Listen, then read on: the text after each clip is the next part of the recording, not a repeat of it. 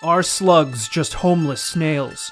What happens when you drink human tears? All of these questions you can find the answer to on This Paranormal Life! Hey! Yo! Welcome everyone to This Paranormal Life, the comedy paranormal podcast where every week we investigate a brand new paranormal tale and come to the conclusion as to whether or not it is truly paranormal. My name is Roy Powers. Across from me sits Obsidian Greer. That's right, Rory. How are you doing today, Obsidian? I'm doing great, Rory. Glad to be here. Changing up the voice as well. No, I've always talked like this, Rory. A manly, authoritative voice. And there'll be less of you talking over me this week. I've actually got a clip here from an old episode. What? Of your voice, so... No, we don't need to hear that. It's going to hit play on No. I'm Kit, I'm a little boy. Wow. Who's that little bitch? Good thing I'm not called Kit anymore. I do appreciate that you have changed your tone for this episode, because I too will be changing the tone of the episode. Really? We said, it's a comedy podcast. We like to tackle the paranormal with wit and comedy. Yeah. Present it to you. Mechanism, exactly. if you will. No one wants to just be jumped by a ghost. They want the ghost to tell a joke first. But there's no time for jokes in today's episode, folks. It's going to be a serious one. It's about goddamn time. The listeners at home have had it too easy for too long. They need to learn something for once. Yeah, they need to be scared straight. This isn't so much as an episode as we're just going to break into one of y'all's houses. You're going to hear a window smash in about 5 seconds. This is live. This is someone's living nightmare. You're not actually playing anything. You're just overhearing us in your closet. Wow, they've really gone crazy with the 3D audio on this one. I didn't know you could do that in a podcast. Our story today takes us to 1942, and we're in the icy wilderness of the Himalayas. Nice. A young forest guard treks through the snowy mountains on his daily patrol. These were, of course, war times, and as this region was British-owned, the constant fear that Japanese soldiers would stealthily invade plagued the minds of Uttarakhand residents. The forest guard wandered through the hills looking for anything suspicious, but he could never have been prepared for what he discovered that day.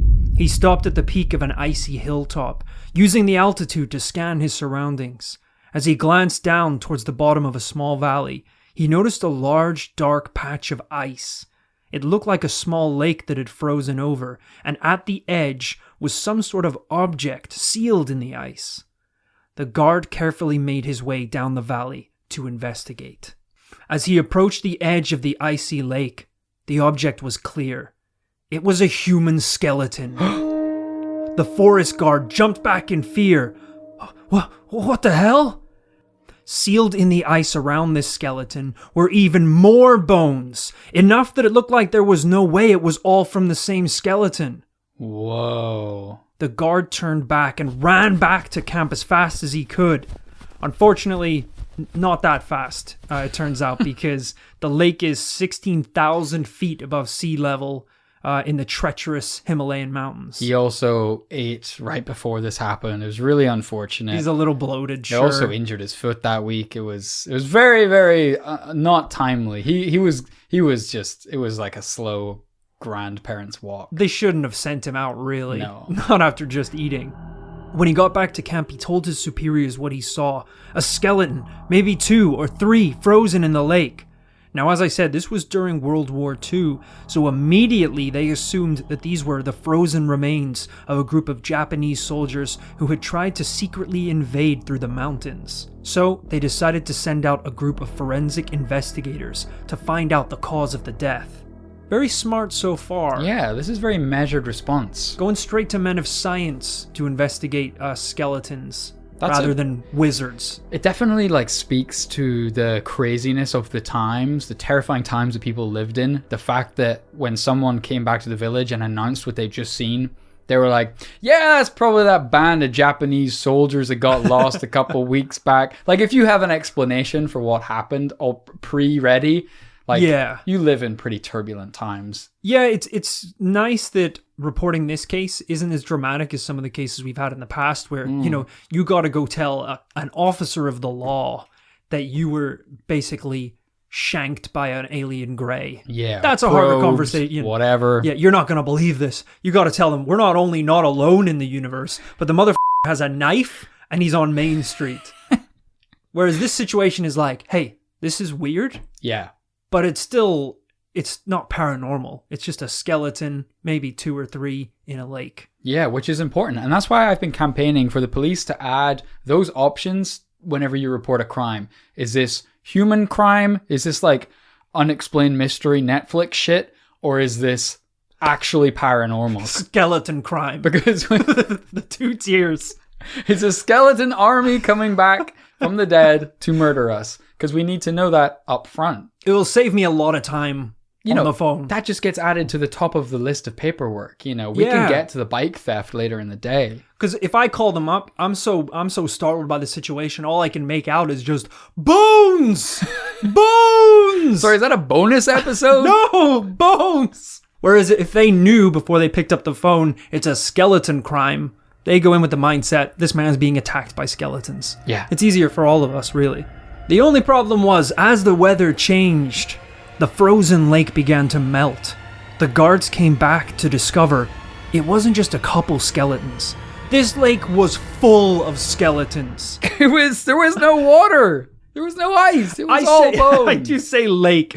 It's 90% skeletons. There were skeletons floating in the water, skeletons washed up on the shore. Whoa. Allegedly, an examination showed there were possibly up to 800 skeletons in this lake.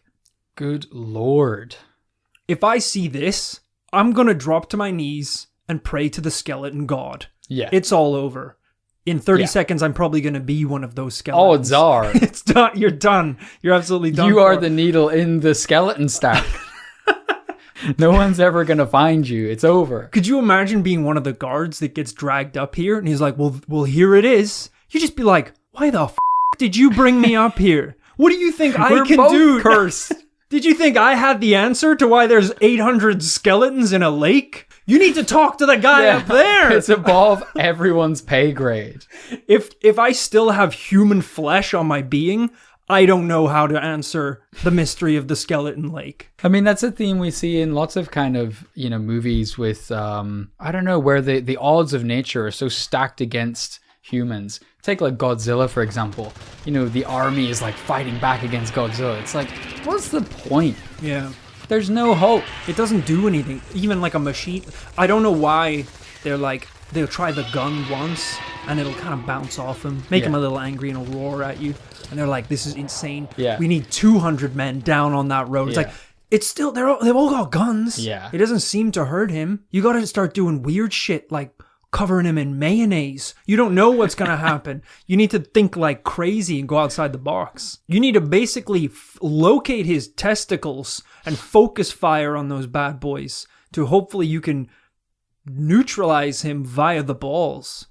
I mean, at the same time, I do appreciate it would be hard as an army general to receive the call that Godzilla's coming to town. Mm-hmm. And they're like, General, what do we do? And he's like, F it, there's no hope. It's like, you're a bad general. There's no hope. Everyone stand on. Send in our weirdest guys with the weirdest ideas. Hopefully one of them will get lucky. That's such a bad general. That shouldn't be your attitude when anything dangerous happens. Yeah. Like, oh, we just got reports that Al-Qaeda are actually moving in the Middle East. Oh, Jesus. Send in the fucking mayonnaise guy. Maybe, I don't know, a dude who has too many cats.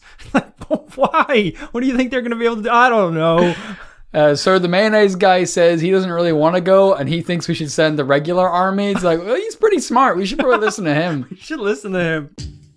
Would you like to see a picture of the skeleton lake? I didn't know we'd get to. I'm very excited to see this photo. Oh, yeah. So this is more the lake when the water has pretty much... it's you not, trying to tell me there's no water? It's a pile of bones. I can't believe I perfectly predicted this. Look, global warming is real, folks. And this bad boy dried up. Global warming is real, and it is being perpetrated by a skeleton army. They are evaporating the oceans. Guys, this is some frosty, hard, rocky ground covered in countless human bones. Yeah, I mean, it is what it is. There's no lake, there's no water, there's nothing like that. Yeah. The creepiest part was that because these skeletons had, of course, been preserved in the ice, some of them still had flesh and hair on their bones. Holy moly. So they probably didn't even have any idea, any frame of reference for when they might have died. No, because obviously, things can be preserved in ice for a very long time. They could have, just slipped in there and decomposed last year. They could have been there for 500 years. What's even more disturbing is that out of all of these skeletons, and as I said, there's about 800 of them, not one of them was found intact. Oh, so they're all messed up, like all separated out. Bashed about, bones everywhere. That dude's got 3 arms coming out his ass. This guy's got 3 heads taped onto a foot. Jesus, man. It's almost as if there was some kind of skeleton explosion, scattering skeletons for miles. Now, there were a lot of theories as to how all these skeletons ended up in the lake. A landslide, possibly. A huge ancient ritualistic sacrifice. Maybe some sort of plague. A skeleton bomb, like you mentioned previously. But because of how dangerous a journey it was to get to the lake, very little research was done at the site over the years. Weirdly, not a lot of scientists want to hike the Himalayas to see the skeleton lake. I feel like if there's an option, they might choose a different project to work on. Yeah. The professor will be like, all right, we need someone to go to the Bahamas to, do a project researching the tropical vegetation that exists only on the Golden Coast. Yeah. And we also need a small team to go hike the Himalayas to the cursed skeleton lake. Emphasis on the skeleton, less on the lake part. It's borderline a pile of bones. You might die on the way there. So there's just that to think about. You gotta hike to the top of Skeleton Mountain to reach Skeleton Lake. The mountain and the lake wouldn't exist if there weren't so many skeletons either. It's just a mound of skeletons leading to a soup of skeleton remains. He's like, all right, so you just got to pick one of the projects out of a hat. So like 2 guys pick it out. They're both Skeleton Mountain. I knew you guys wouldn't go if you... And you guys wouldn't pick out of the hat if there wasn't some chance of the Golden Coast. The professor's a skeleton. You gotta pick an option out of my skull. Like we should. Listen, I'd love to go, but I went last year. Well, it didn't work out very well for you, did it? No. I was a skeleton beforehand. It's totally safe. No, that's our Mallorca. That is our holiday location of choice. I mean, we already know that Mount Everest in the Himalayas already has a Rainbow Road. Rainbow Road is really a trail where so many dead bodies are still there wearing their multicolored snow jackets that it looks like a road of rainbows. Is that true? Yes. That is so grim. So we already know that they have to twist the names of things to get people to go up the mountain. Yeah. So for this thing to be called Skeleton Lake, there's no hiding it. That's the spin. To be fair, it is not called Skeleton Lake. It's called Rupkund Lake. Rupkund is skeleton, by the way, in Indian. Well, it wasn't until 2004 until a team of scientists managed to examine the remains and whatever DNA was preserved in the ice. The bodies they examined dated back to around 850 BC. Holy smokes. DNA evidence suggested that they were a group of closely related individuals. Found in the lake was also rings, spears, leather shoes, all supporting the theory that this was possibly one large tribe. For now, it seemed like the mystery had been solved. Until 2019. BC. They went back in time to solve the mystery. 2019 BF, before Flesh, when skeletons roamed the earth. Before humans were fish in the ocean, they were skeletons in the lake. That was evolution. Humans came from the lake as skeletons and basically got flesh over the years. It makes sense when you think about it, guys. I guess last year some scientist was like, interesting research. I don't believe you.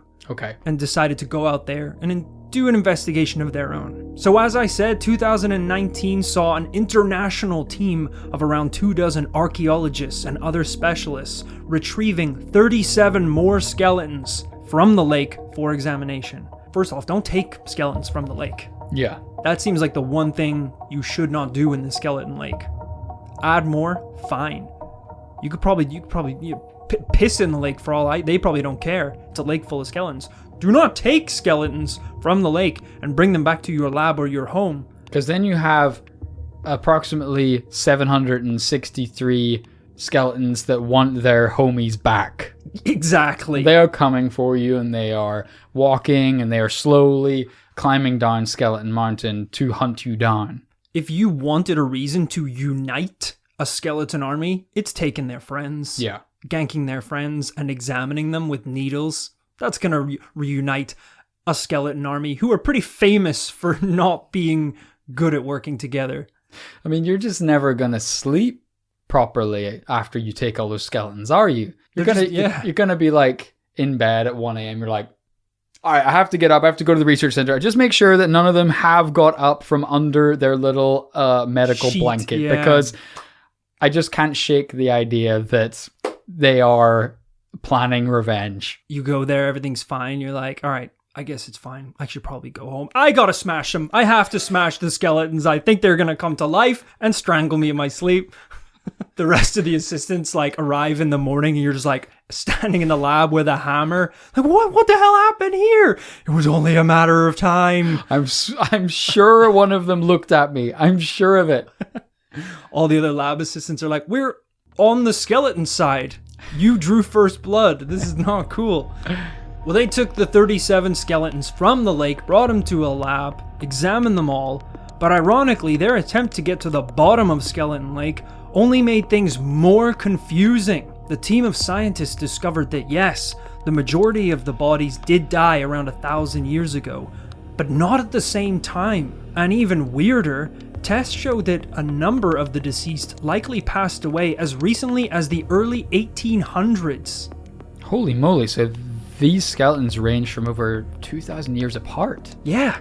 Even weirder, the heritage of some of the bodies didn't make sense.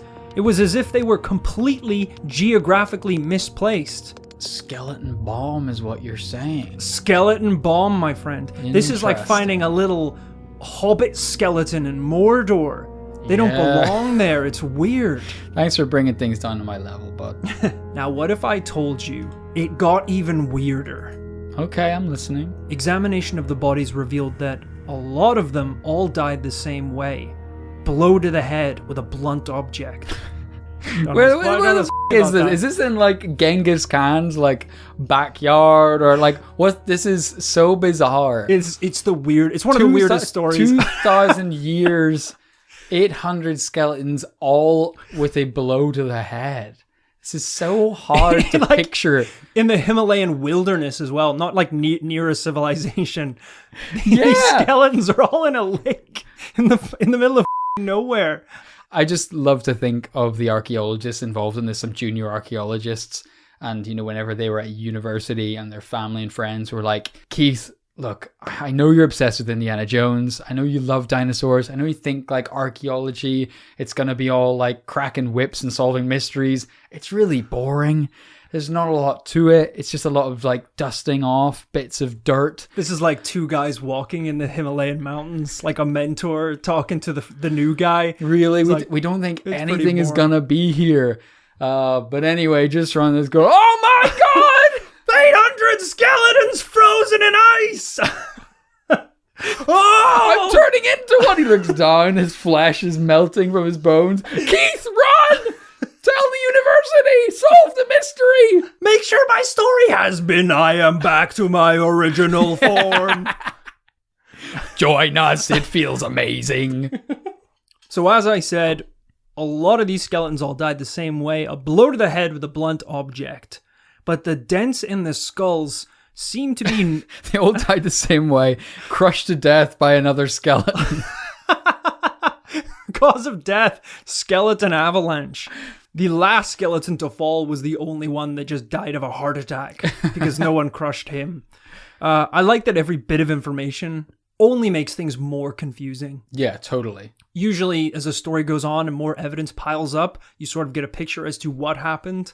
Next, like, a paragraph down, I'm going to be like, one of them had a fucking clown wig on. Yeah, we have no idea what's going on. This is like a jigsaw puzzle where every jigsaw piece you add just makes two other pieces just evaporate. Like, what the f***?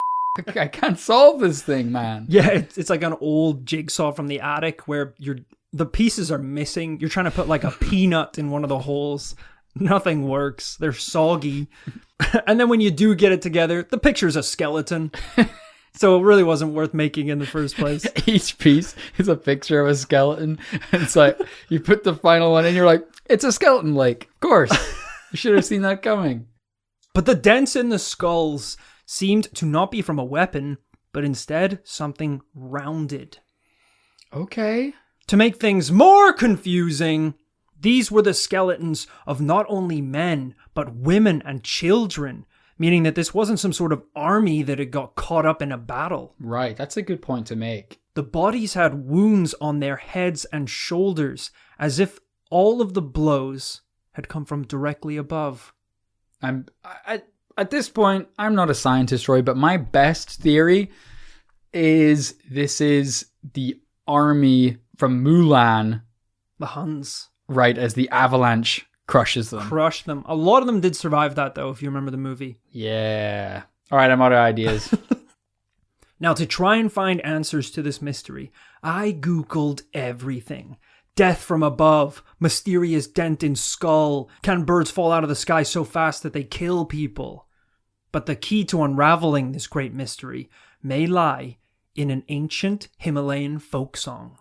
Really? That's where it was going this whole time. There was no other path that we could go down, guys. The lyrics to the song talk about Nanda Devi, an angry goddess who executes her wrath on anyone that crosses her. Many activities, whether it's a village festival or a special family event, will begin with an offering that ranges from simple stones, coins, and flowers to animals, as to not piss her off. Wow. It sounds weird, but you know, very similar to Christians saying grace before a meal. But that's more to give thanks rather than to not piss off God. Yeah. Like, God doesn't have like his fist cocked back. He's like, if you don't thank me for that Subway sandwich, I'm gonna punch you in the back of the head. I'm sending you to the goddamn skeleton lake if you don't thank me for that Big Mac. Yeah, you know, it's kind of like if someone invites you around to their house for Christmas dinner or Thanksgiving dinner, you know, you're kind of expected to bring something, right? Except this is where the host or the cook has their fist cocked back, and if you didn't bring any mac and cheese or any Christmas dessert, they will you're going to the skeleton lake, turn you baby. into a skeleton again. Makes sense. That's only fair, I'd say.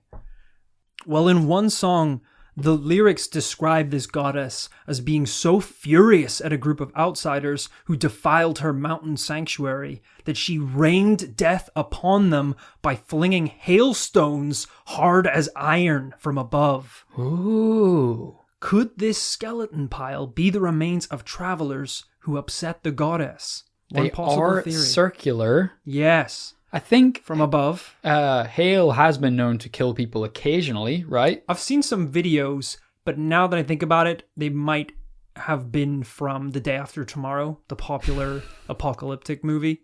Right.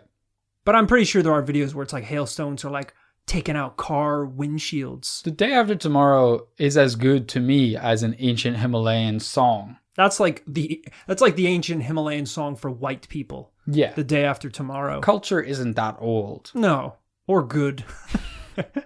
So yeah, that So kind we of can makes really sense. toss out all our old culture and get just stuff with Jake Gyllenhaal in there. Yeah, running away from the wind and the cold. That's pretty good. That's an interesting theory. Very interesting theory. But would it kill that many people over such a long period of time? It feels like it doesn't make any sense. Yeah, especially when it's like, yeah, as we said, even though a lot of people looked like they died from similar injuries, some people died as recently as like 100 years ago. Yeah. or 200 years ago. So it is confusing. And it doesn't necessarily explain the mysteries surrounding the skeleton lake.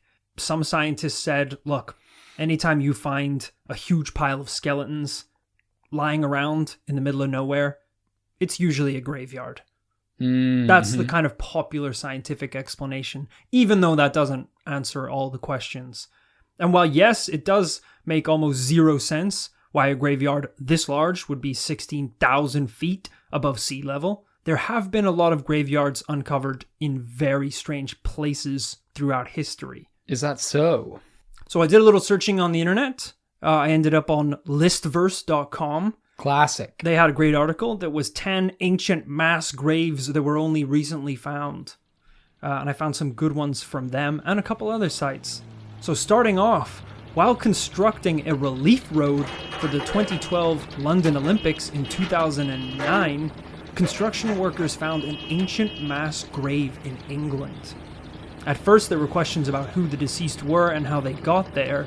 However, after their teeth were examined, it was discovered the skeletons were not of ancient Britons and Saxons, but instead they were Scandinavian Vikings, thought to have been killed and buried between 910 and 1030 AD. Damn, that's wild. Over 1,000-year-old skeletons. They're in going to be, London. I think, like Viking skeletons, along with maybe pirate skeletons. Probably some of the coolest skeletons you can find. Yeah, wow. Because they're going to have like golden teeth and weird little jewels and a big sword, you know? Yeah, I just saw on Facebook that my friend, their dad, I think, collects coins, and they were showing that the coolest one they found in Northern Ireland was a coin from, I think, the 1720s. Ooh. So it's exactly 300 years old. And people were commenting, they were like, I mean, yeah, there was like pirates and shit like that. Isn't that around so the coast weird? of Ireland at that time. To think that fell out of some, swashbuckling bastard's pocket. Yeah, and it's just been there for all these years. Insane. I mean, I shouldn't be surprised by any of these stories of secret mass graves, because to be fair, in work recently on our company Slack channel, someone linked a BBC article. They were like, hey, by the way, they uncovered a skeleton lake across the road from the office. I think it was like 50,000 bodies or something like that. They uncovered a lot of bodies, a lot of ancient bodies. By your office? Yeah, in London. Wonder in the office is looking really shifty. Well, that's so weird. Why would they even bury them here? Wouldn't that be weird if the guy that worked, not that he does work here, but if he did work here, hypothetically, he's like really sweating now, like dusting off his dirty hands. It's like, it'd be so weird if why would he do it so why would they do it so close to the office? Yeah, I mean, it is weird, but these guys are pretty ancient, actually hundreds of years old. So of course, it's old news. He really. or she or whoever would have had to have done that would have had to have been borderline immortal. I mean, we don't think that it was like one person, really, because you would have to live an incredibly long time to kill that many people. Yeah. So it's probably a graveyard or something. The likelihood that like one guy or woman or child or man who just worked in a London office 2,000 years ago drank blood from a monkey skull and became immortal. That would be crazy if that were to happen, and that he would be alive today and burying bodies. Yeah. Wait, I'm just gonna take a call real quick. What's that? Okay. They found a business card in the pit. They found a business card in the pit where the bodies were. Oh, where the thousands and thousands of bodies were. Can you make out the name on it? I'm gonna work from home today. Actually, I think. Really, Jessica, could you forward Brent? It's a Brent. Could you forward? There's lots of Brents in the world. I wonder what the last name is. Can you make that out? Everyone, I think I'm gonna go on leave for a little while. Permanently. It's been great working here. I think it's actually time for old Brent to you know my name actually. What was that? Did you overhear my phone call? No. I'm like all the tools I'm throwing into my bags are just like a shovel, a knife, an ancient tablet, an ancient monkey fist. Imagine you had that much power and you still worked in an office in London. You're alive for 2,000 years, and all you did was just kill and hide the bodies across the road. Man, if I was alive for 2,000 years and killed thousands of people, I'd be angry if I still had a LinkedIn account. Yeah, and you had to commute every morning. Damn. Brutal. Grave number 2. While digging the foundation for a new museum on the small island of Lazaretto, a grave containing 1,500 corpses were found. The bodies gave a clear picture about one of the scariest events to sweep across Europe, the Black Plague. I wanted to include this one because this is really, really cool and kind of disturbing. During the 15th and 16th century, this place served as Europe's first quarantine colony for those infected. Oh, wow. In 1485, in an effort to end the rapid infection of the population, officials put the infected on a boat, basically, and sent them to this small island. Since the bodies were also known to cause the plague to spread, they were burned on the island rather than transported back to the city. Good lord. So it just became this creepy death plague island. Yeah. Really, really disturbing. And finally, this is probably my favorite of all the stories that we're going to talk about this evening, about an ancient grave that was discovered recently in 2016. It dates all the way back to the 7th century BC. Cylon was a celebrity athlete who won the double foot race in the Olympics during the 7th century BC. I'm sorry, the double foot race implies the existence of the single foot race? I'm not sure what that means. Okay. To run using both feet? He was the Kobe of the 7th century BC. Seizing upon his celebrity status, he gathered a group of his followers and tried to take the Acropolis. Remind me what the Acropolis was. Is that the city? Yeah. Okay. He's basically trying to overthrow the government. He got so hyped on his win that he was like, they're like, the winner is Cylon. The crowd's cheering. He's like, oh my God, let's take down the government. I mean, is there any sports team that could touch that today? Do you think like the Lakers winning the NBA Finals could do it? I think it weirdly has to be an Olympic athlete. Okay, like one guy? Yeah. Okay. Like if Michael Phelps just one day swam so good and everyone was just like, this is mind-blowing. He's a god. Like, we should worship him. And he's like, we should. Every city should have a pool. How did it feel out there winning the Olympic gold for the United States? President. What? I'm the president now. He snaps the interviewer's neck. Humans, we must go back to the sea. We were meant for the sea. Whole crowd cheering. Everyone jumping into the pool like the end of a party.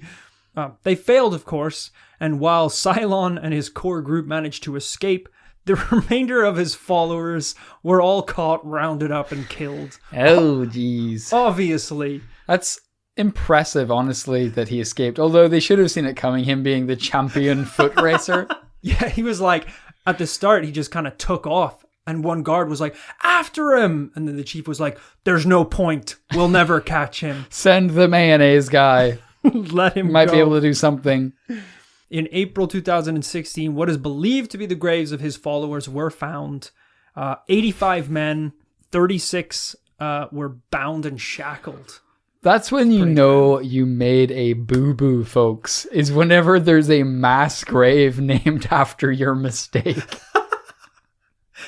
And you have to use your Olympic ability to flee your hometown. Jesus Christ. If you make a mistake so bad that not only do you get a large group of people killed, but you have to pole vault out of the town. Yeah. Or, I don't know, shock put your way to freedom through a series of doors. You're not only bad, but you're using your God-given abilities to escape a bad situation. That should never be the case. It's really just harrowing to think that, you know, every day we're faced by so many small decisions, you know, where to go for brunch at the weekend. And it's pretty galling to think that you kind of go, hey, whatever, it's just one small decision in life. Let's just go to this place for brunch. And to think that in 1,000 years, someone will be uncovering the mass grave of you and your friends. Because you got so hyped on a win. That's pretty brutal. Especially, if you were like a hero to these people, you were like borderline a god, and you have to kind of run away, get an old cloak with a hood, move to a new town. And people are like, hey, aren't you that guy Cylon who's really good at running? You're like, oh, no, I can barely run at all. Never run in my life. Look at me go. And you're doing like a little jog. You're like, is this right? I don't even know how good it is. He can only do it so fast. They're like, it's pretty good. Oh, fast. sorry. Yeah, it's pretty brutal. I'd like to think that nothing we do will lead to mass graves. Hopefully, We fingers do crossed. have a lot of followers, That's true. and we do make a lot of bad mistakes. But yeah, fingers crossed. There was no you were like, we have a lot of followers and we do make a lot of mistakes. So I guess arguably we do have all the recipe, the ingredients are there for a catastrophe like that. But here's hoping. Here's hoping what? Well, whatever that doesn't happen or whatever. That there isn't a here's mass hoping grave that in it- 1,000 of years, course. of all our followers. Just the way you're I wording just don't it, know it there's that feels- much we can do to stop it. If it's gonna happen, it might just is gonna happen. I mean, we could try. We could sure as hell. You could say, Sounds like work, you know what I mean? Just like putting stuff in place to make sure that doesn't happen. yeah. It's more. I think the things in place. Given that we could so easily escape because we got the helicopter pad ready to go in case anything kicks off. You went through with the helicopter pad. Oh yeah. That was a lot of our Patreon money, by the way, was installing the helicopter Yeah, it was pad. actually I had to get Patreon to front us for a couple years to get the helicopter pad. But I really think given what's around the corner, it's gonna be worth Okay, it. well now you're talking like it's inevitable. And I asked Yeah. you when you started work on the pad, I was like, this is fine, but you just got to promise me this isn't to escape. I said, yeah, it's just for like tours around the commune, like helicopter little tourist tours. That's what you said at the time, but Yeah, now it that's seems what like I'm you're telling implying. the commune members. You know what I mean? Like you gotta have a front. You're also telling them to rise up and take over the government, Yeah. which is Foolhardy and wrong. very wrong. And you've promised But them. there's a minute chance they might succeed, and to risk their lives for that minute chance, that's worth it, in my opinion. You've also promised them, if anything goes south, that they are guaranteed a spot in the helicopter. Yeah. You realize there's almost 20,000 of them. Well, I've promised them all individually that and said, "You're so special. I'm willing to offer you the spot." Honestly, Rory's kind of 50-50 whether he even gets a spot. But between me and you, you're on there. Just keep it to yourself, though. Don't tell anyone else. I did that 20,000 times over. This is so much work Yeah. for the I slight guess- possibility that they will overthrow the I government. guess when you put it like that, yeah. You know we're on the podcast right now, right? There's a mic in front of your mouth. This is going out. Turn this f***ing shit off. The sounds of a helicopter escaping into the distance. And then crashing immediately. I should have learned to fly this thing. You put so much work into structuring this government takeover. You didn't learn to fly the helicopter once. It takes off, gets 2 feet off the ground, and goes straight into a rock. Just like one of those like videos of someone flying a drone for the first time. It gets 1 foot and then goes 80 miles per hour into the nearest wall. I like the idea that you're just walking through the paranormal commune. You just overhear 2 of the members speaking, just being like, "Oh man, my breath really smells. Have you got a mint?" And you're like, "Government, it's begun!" Straight into the helicopter, straight off a cliff. It's like, he's so jumpy. Shooting wildly. Yeah! There can only be one. You shoot your own propeller. Hit the fuel tank. It's just 20,000 people just watching you go down over the horizon. Like, An he was so explosion. weird. Explosion on the horizon. You walk out, you're like, what did I miss? Look, the other thing that we could talk about, which we won't in this podcast, is a lot of people dying up in the Himalayas. Is this possibly the work of the Yeti, the abominable snowman? I didn't see links strong enough for us to have any sort of focus on him for the episode, because I don't think we've done one on the Yeti before. Right, not the abominable snowman. I know Haven't you done mean. it Yeti. I'm gonna steer away from that, because I also don't think it has anything to do with the skeleton lake, unless he is like, Yeah, unless he was famous for his ability to massacre thousands of people. with a single downward bonk with his large Yeti fist. With a kettlebell, because it was apparently rounded. something round. Yeah, if he was famous for that, maybe. But given he has claws and things and teeth, I think we're all right. That's a different episode. Maybe a Christmas episode. We'll get like some jingle bells in the Nice. background, add a little creepy vibe to it. But that basically ends this investigation today into the skeleton lake hidden away in the Himalayas. Bit of a different one. I liked it a lot. You know, it does have a paranormal explanation that comes in the form of the ancient Himalayan folk song. about the vengeful goddess. But really at its core, it's more of just a strange mystery that was so interesting that I just had to talk about it on the podcast. Totally. And it's actually, you can totally see where even the legend of the god comes from, because in any other time in history, if you came across that mystery, you would try to solve it in some paranormal way. You'd be like, come on, 800 bodies or thousands of bodies? Like, this has to be a god. It can't be one thing. It can't be hail. Yeah. It can't be weather. It can't be even the Yeti. Yeah, I know. It's got to be a god or a demon or something. Something that can span that many years, 1,000 years, to have skeletons turning up in this lake. So strange. Well, Kit, we don't need to dance around it. I presented you with a lot of evidence for and against this lake being paranormal. What are you coming down on? Listen, Rory, no one wants to believe in a skeleton lake more than me. You know, what's greater than the idea of an army of skeletons being laid to rest in one creepy location and some paranormal explanation for why they're there? Yeah. You know, it's like the skeleton army from Lord of the Rings or something. It's inherently dope and badass. I guess maybe the problem I have is that one of our paranormal explanations is told through history in this Himalayan folk song, but actually the method contained in that folk song for how these people died was hail, wasn't it? I can see where you're going with this. So it seems hard to ignore that it could be that ancient peoples tried to understand what happened through paranormal means, but they were actually describing a natural phenomenon. It's like Tales of the Great Flood. It's like, okay, maybe God caused the Great Flood, or the earth might have flooded on its own. Right. And that's what got passed on through the ages. And similarly here, it's kind of easy to believe that weather could have done this across 1,000 years. But was that caused by an angry god? I'm not sure we have the evidence for that. It's really weird to have the paranormal reason still so closely linked to just something that can happen in the real world. Yeah. It's like someone telling a story about a Bigfoot sighting where Bigfoot killed a guy, but he just pulled out a Glock and shot him in the woods. It's like, okay, well, yeah, they found a body and it had a bullet in it because someone got shot in the woods. Not necessarily because Bigfoot did it.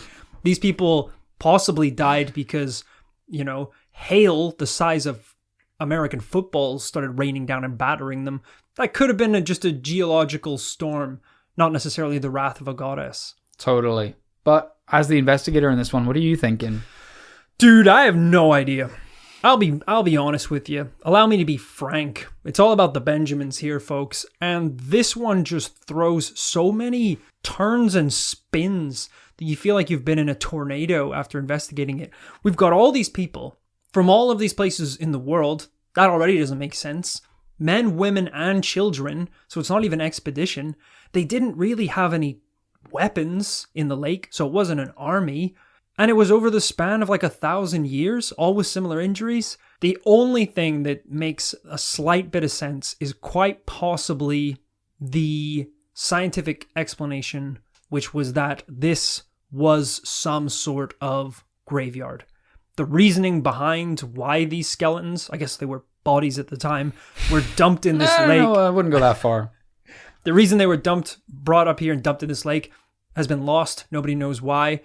Maybe some of the skeletons that were there from more recent times, maybe they were travelers. Maybe they were people who had come up in the Himalayas and gotten lost or fallen down into the lake. But aside from that, I can't think of any explanation, but I also don't have a reason to think it's paranormal. Yeah. Which is kind of a weird one to be in. It's like, I don't have the answers, but I don't think it's paranormal. I think you're right. I mean, this is, like you said, just falling into a camp of like more unexplained mystery than clear-cut paranormal case. Yeah. I guess like if there's a lake full of skeletons, the one thing it's going to do is attract more people to become skeletons. Because it's a pretty dangerous lake, and they'd be like, why would people go up there? It's like, well, everyone's calling it the skeleton lake. It's pretty hard to get to. You feel like collapsing the second you get there. I wonder how many people went to check it out, and then they're like, oh, it's so beautiful. Oh, pass out, just fall straight down and join the skeletons. I can die happy at the sight of this lake of literal bones. So I think this week, unfortunately, it's going to be a double no. That's right. Sadly, in the absence of evidence, we can't just round up to a yes. It's got to be a no. We're in a no drought, folks. Like the Skeleton Lake itself, it's dried up. The Yes Lake is dried up. I'm gonna try and amend that. I wanted to cover this one because I thought it was a very cool story. But I don't think we necessarily thought it was leading towards a double yes in terms of whether or not it's paranormal. Yeah, I don't know how many people we blindsided with that conclusion. Imagine. So a double yes, right? Skeletons in a lake, obviously. So this week it's going to be a double no, but thank you for listening to this week's episode of This Paranormal Life. We're all skeletons, whether you like it or not. Inside you is a skeleton. Inside me is a skeleton. And if you go onto patreon.com, you can get X-ray specs and you can see everyone in their true skeleton form. That is on a very, very high tier. As you know, we don't run ads on this podcast. We are ad-free since 2003. That's right. That's when the idea was first conceived. It took us a while to get going on the pod. I was 12 years old. So one of the best ways you can support the podcast, even if you don't have any cash, is just by going on your podcast app and leaving us a nice review. It's a free way to help the podcast. Helps it spread, helps it grow. We can get more people in the paranormal commune, so when we do overthrow the government, we got a couple foot soldiers ready to charge on the front line. We really think it's gonna work. Don't listen to all that stuff you heard earlier. It's gonna work, guys. It's gonna work. It's gonna work. And if you do feel like supporting the show even further, then we know the perfect place you can do it. A little website called patreon.com. If you go on that site, you can check it out. We've got tiers and rewards where from the smallest amount of donations, you can get access to a huge catalog of Patreon bonus episodes. When you blast through This Paranormal Life, and like the Skeleton Lake, the episodes have dried up and you're all out, and you want another juicy drip of the paranormal, we have over, I think now, 30 bonus episodes that as soon as you join the bonus tier, you get access to all of them. You can listen to them right now, along with t-shirts as well and a bunch of other cool rewards. So check it out over on patreon.com. All of the links for what I have mentioned will be in the podcast description in your app, if I remember to add them into the podcast description this time. And as always, if you do support us on Patreon, we like to end the episode by giving you a little special spooky shout out. Thank you to Damien Walker. Damien White Walker is a bit of a skeleton himself. Ooh. Kind of an undead army kind of guy. What do you mean kind of guy? Is he or is he not a skeleton? He mostly lives like me and you in this world, listen to podcasts, walking around, getting pizza delivered once a week. He is in a army of the undead. Okay, so that's not like us, really. He is a White Walker. Yeah. Okay. Well, hey, glad you're enjoying the show. Thank you to Adam Pellington. Adam Pellington, mayor of Wellington. Adam, crazy story. He won silver in the shot put in the Commonwealth Games held in Wellington that year. Wow. And as they were giving the gold medalist their medal, he said, "F it, we overthrow Wellington tonight, my friends." No one followed. Everyone was cheering the gold medalist. No one was even looking at the silver medalist. Of course, yeah. You got to at least win gold if you're going to overthrow the government. But the mayor was at the games that night, and so no one was in the office when Adam swung in and took control. So it kind of worked. Well done, Adam. Thank you to Joseph Darby. Joseph is bigger than massive. He's mosive. He's enormous. He's mosive. He's absolutely mosive. That's crazy, man. It's been that way since birth. He started off the size of a truck. At birth? At birth. And ended up the size of a slightly bigger truck. Okay, so mostly truck size, which is still pretty impressive. It is. So it was good to begin with, and it's good now. He's absolutely mosive. Thank you to Emily Evans. Emily has a pretty big family. Oh, that's large nice. Family, about 800 skeletons, all in the bottom of a lake, my friend. Could I venture to guess? Mm-hmm. Emily might also be a skeleton. Oh, okay. It turns out you could guess. I didn't think you were gonna get that, but yes, she is a skeleton. Thank you to Adam Taylor. Adam Taylor, the paranormal sailor, only investigator brave enough to face the icy waters of the Skeleton Lake. Oh, holy Yeah. smokes. People told him, it's like, you just learn how to sail. You should probably start on like calm waters or a river. And he was Yeah. like, no. He dragged his boat 16,000 feet up the Himalayan Mountains. That thing was heavy as hell. Holy moly. If you weren't a skeleton by the time you started that journey, probably by the time you get up 16,000 feet. He didn't leave the lake, that's for sure. Thank you to Heather the meme. Heather is pretty good at predicting the weather. And her current prediction is 90% chance of giant hail balls Oh boy. raining down from above. That's right, someone upset the icy goddess once again. Is this like here? It's here. Holy We need to go into a bunker. Jesus. These things are going to be they're going to be absolutely massive, the size of trucks. Thank you also to Scott Perry. Also nicknamed Scott Peary Mid for his money-saving schemes that he has rolled out throughout the paranormal commune. I don't know if that's a money-saving scheme. You save money, so you make money. Wait, you make money, so you save money. I'm Is not that what good he with told money. you? He said a lot of things, but he was very handsome and he charmed me. Thank you to Angie Voss. Angie Voss is an angry boss. Not the kind of person you want to miss that report deadline with, you know? Right, yeah. Because they will bring their large circular fist into your head and kill you on the spot. And you know where you're ending up after that, so we don't have to mention it. It's a lake. A bony lake. Right, sure. He went without saying. Thank you to LaDale Turner. Watch out for the hail, Turner! Oh, it's too late. Jesus, that was gruesome. Oof. Our newest and most recently deceased member of the commune. I hope you can enjoy bonus episodes from the lake. Thank you to Izzy. I don't know if is he human? Is he ghost? Is he beast? But whatever Izzy is, Izzy has ears and can somehow listen to the show. So I hope they enjoy it. That's nice. Just to confirm, Izzy is a beast with no ears. But Oh, damn it! yeah. Thank you to Zachary Hardy. Zachary Hardy is the Paranormal Commune's night watchman, but Zachary Hardy is actually hardly on patrol. What's he doing? He actually gets pretty sleepy at nighttime, like most humans. Oh, So he clocks on about 8:30 and conks out about 9:45.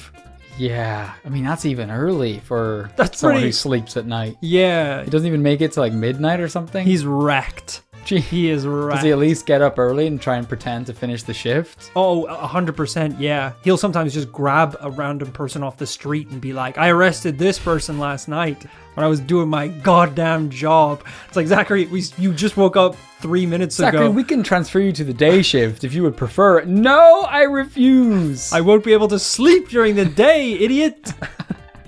I'm sleeping on the job. But you know, I have a job now. Thank you to Selena. Selena, we should call you Skelina. Where is your flesh?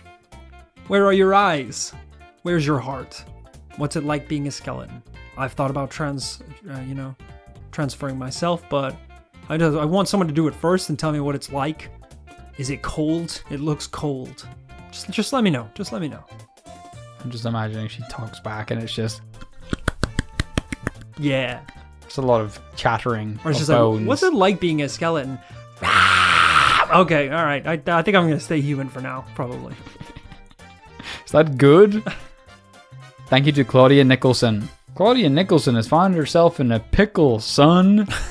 She is simply drowning amid a sea of skeletons, trying to, reach out for anything she could hold on to not go under. But It's just more bones. yeah, bone after bone after bone. Eladia think Claudia is gonna make it, but I can assure you she's gone. She's Gaudia. Thank you to Katie Wood. Katie Wood, queen of the forest, made entirely out of polystyrene. That doesn't seem right. Yeah, but no one's questioned it so far. Made out of polystyrene, interesting. Yeah, but it kind of looks a little bit like wood. So every time someone is like, hey, are you sure you're actually queen of... She goes, silence! And then a breeze takes her away because she's so light. So she's getting away with it. If I was made of polystyrene, I wouldn't want to be queen of the polystyrene kingdom. True. That place sucks. Thank you to CGB. Wow, it's lovely to know that a color Game Boy has become animate somehow and has started connected to the internet, apparently, and managed to download this Paranormal Life and become a patron. Cool to know. Amazing. I hope all the other Nintendo products get involved. A Switch, a GameCube, N64. I want them all to listen, the whole family. Thank you to Lars Sticklestad. Lars wants to be the first man on Mars. Is that right? He has no formal education of engineering or, space exploration, but he can jump pretty high. And he thinks if he just trains and trains, one day he can jump the barrier to the NASA headquarters and steal a rocket. Okay, that makes a lot more sense. I thought you were going to say jump to Mars. What are you, a dumbass? No. Thank you to Keith Curtis. Keith Curtis, tell me where the shirt is. I recently purchased a 32 karat gold t-shirt for the paranormal commune. I know times have been hard, and I really thought if these peasants saw me in a golden shirt, it would motivate them to see that their lord is doing so well. Curtis stole it, and I think he tried to, like, Robin Hood style distribute pieces of it out to the commune so everyone could have a bit of the emperor's shirt. But enough of your games. I'm cold and my nipples are exposed. I need my golden top. You don't have any other tops? I refuse to wear the clothes of the peasants lest I be confused as one. Well, you're currently topless with showing your nipples, so you're kind of lower than a peasant currently. Thank you to Stephanie Bryant. Stephanie Bryant, the skeleton giant. She is kind of a megazord, if you will, She's of other Mosive. skeletons. She is beyond Mosive. Wow, that's too many things going on to be abnormally large and also a skeleton. Pretty cool to just hold on to that name Stephanie, though. Through it all. Through it all, I like that. I like that a lot. Thank you, lastly but not leastly, to Fred Barton. Fred, you are dead if you don't track down my golden t-shirt. All right, the weather is changing. It's getting cold and my nips could cut glass over here. I need a t-shirt. I don't think that's even going to be a warm t-shirt, though. No, it's incredibly uncomfortable and not very flexible either. It's borderline a suit of armor. But the emperor wears what the emperor must wear. Okay. And I'm the emperor and I must wear gold. Can I ask what you're wearing on your bottom half? Golden 3/4 length shorts. I think you need you keep saying how it's so cold, but you're currently topless wearing shorts. They're not really shorts. Metal They're shorts. 2 slabs of gold that I've kind of forced my way into. It's very hard to pee in them. Okay. And my pee's gold, This by is the way, bad. because I've been drinking gold. Thank you to Fred, and thank you to everyone that we shouted out. Very exciting that next week will be our Halloween special for this year. Oh my god, another year flying by. So get excited for that. We'll be coming back at you next Tuesday. So I hope you have a very spooky week, and until then, we'll see you later. Ciao.